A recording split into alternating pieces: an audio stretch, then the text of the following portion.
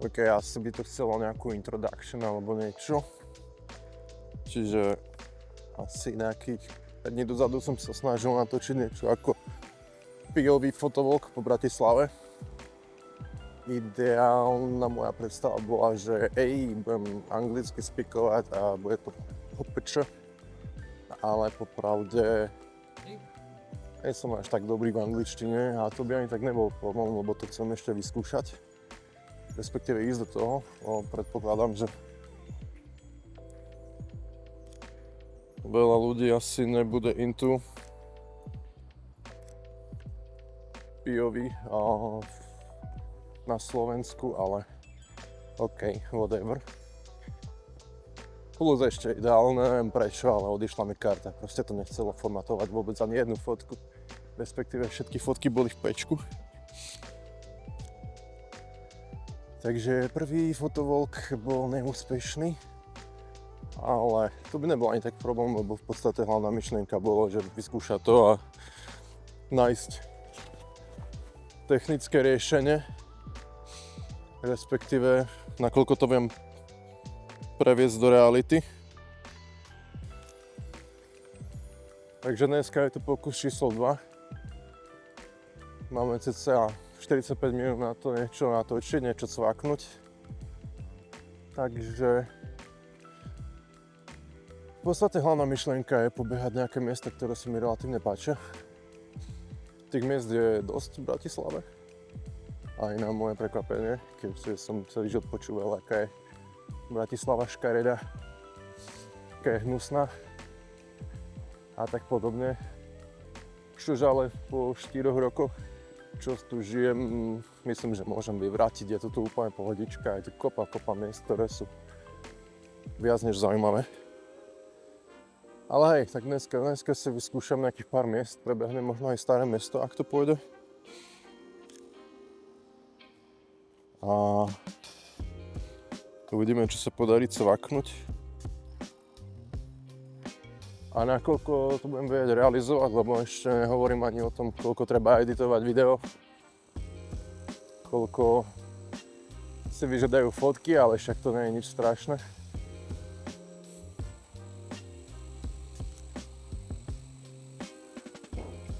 Takže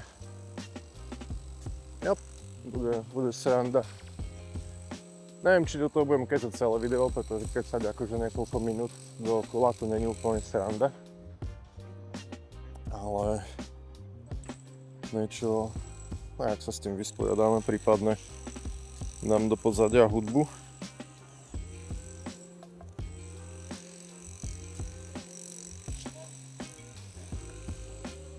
A uvidíme, čo to bude. Jedna vec, čo je veľmi fajn, poslednú dobu si to všímam dosť aktívne a na jednu stranu je to pre mňa také, že offensive.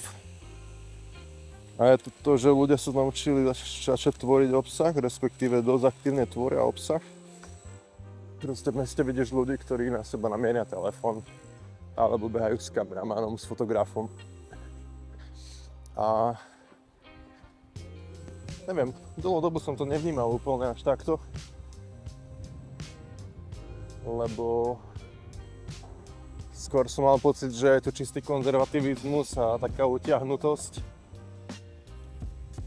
a strach z toho vyčnievať, ale poslednú dobu práve naopak naberám pocit, že to už je také trošku pase a povzbudzuje ma to v podstate taktiež tvoriť. Takže so far so good. A možno, že ak by som sa mal nejak predstaviť, tak to bude asi najlepšie cez profil Chaotic Antwerp na Instagrame, ktorý má za sebou krásnu story, prečo sa obec takto volá. Technicky vzaté išlo o to, že jeden deň som si dal proste mikču a kraťasy a stojím vo výťahu a pozerám do zrkadla a na mikine bolo napísané Antwerp, na kraťase Chaotic a ja si hovorím, že OK, sounds like a good good name. Tak som si to jednoducho pacol na Instagram a vtedy takto pôsobím a proste ten profil asi najlepšie vysvetlí, čo fotím, prečo fotím. Lebo v podstate viac menej odkedy mám fotek v ruke, čo nejakých 5-6 rokov, tak je to o tom, že behám ulicami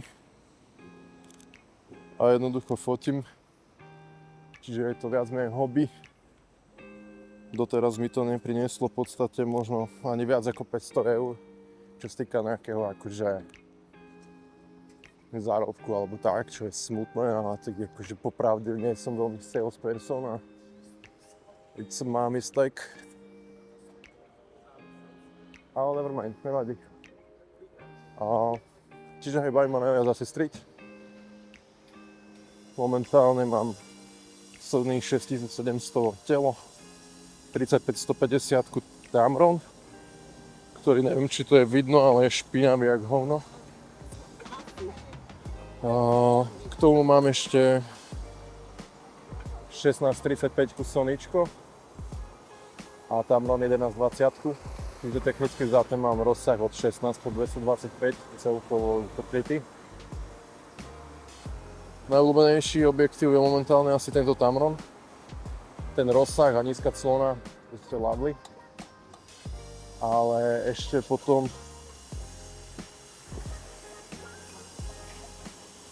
mal som Samyang 85 1.4 a samozrejme, že ten objektív bol že lovely,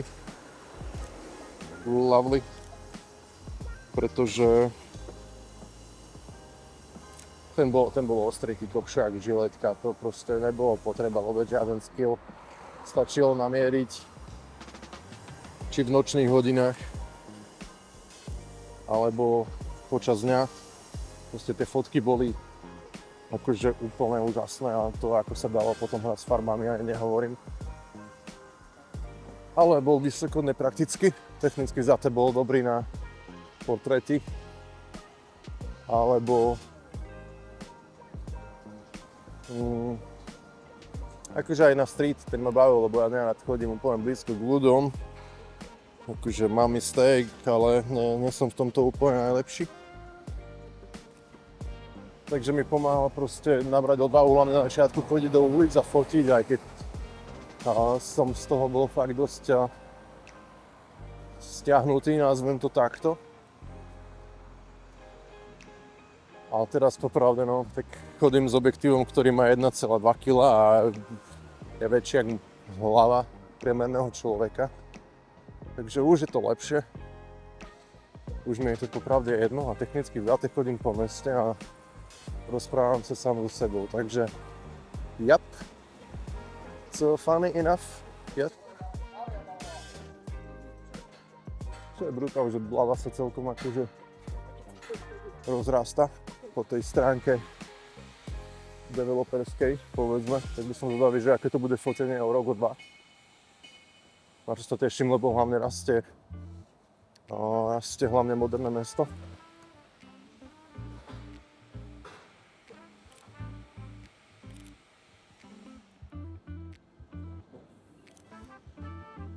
Čo je šupa, ako I like it.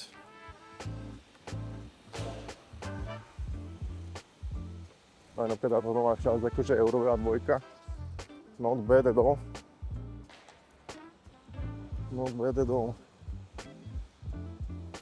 Aj keď akože hej, na prvú šupu to vyzerá ako brutálne super miesto na fotenie. A na druhú neviem, akože pre mňa je to občas až také, že veľmi čisté, sterilné. Ale dá sa to vyhrať určite. Určite sa to dá vyhrať.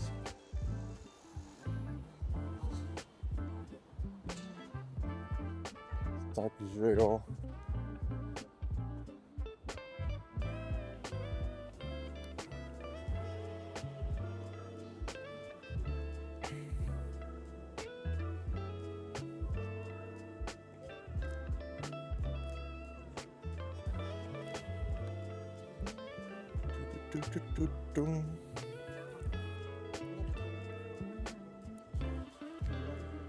Čo aj také menšia minúda sa toho objektívu je to, že proste jasné, že to není sharp objektív. Takže občas je taký, že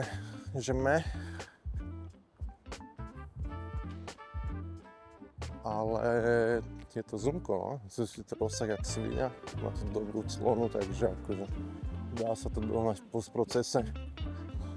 A nemusí to byť nutné, že dvíhanie clarity alebo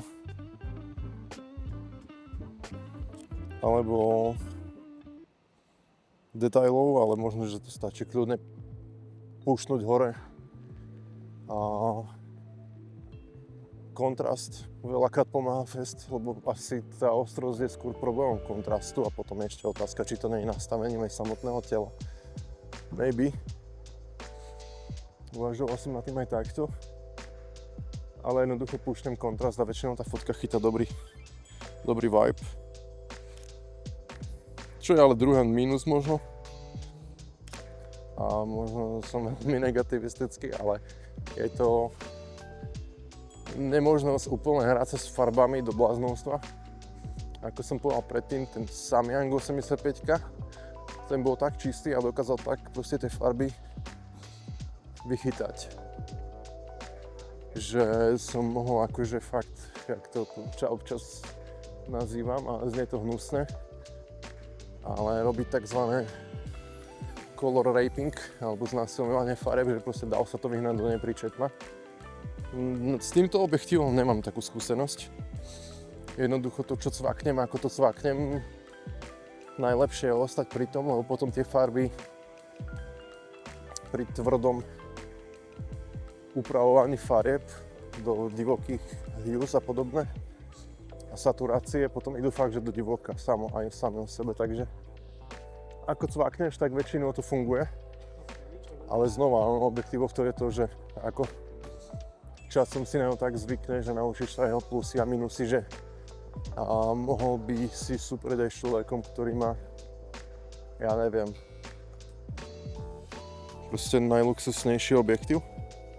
Aj tak by si bol lepší, lebo keď tomu rozumieš, tak proste to fachčí.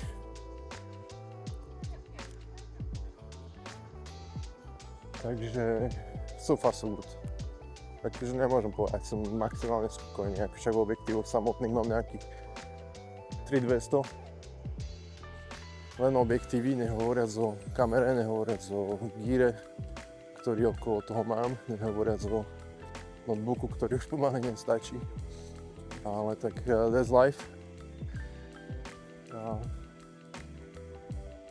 Takže hej, no complaints.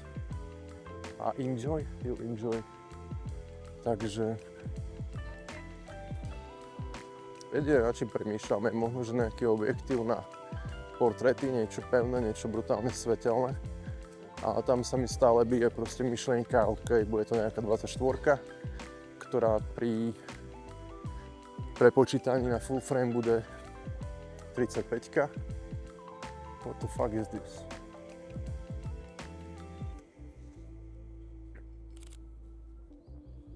To vyzerá, ako keby tam boli makety.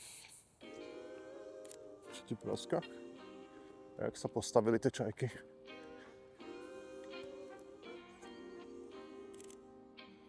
Neviem, či budú niečo vidno, ale malo by byť.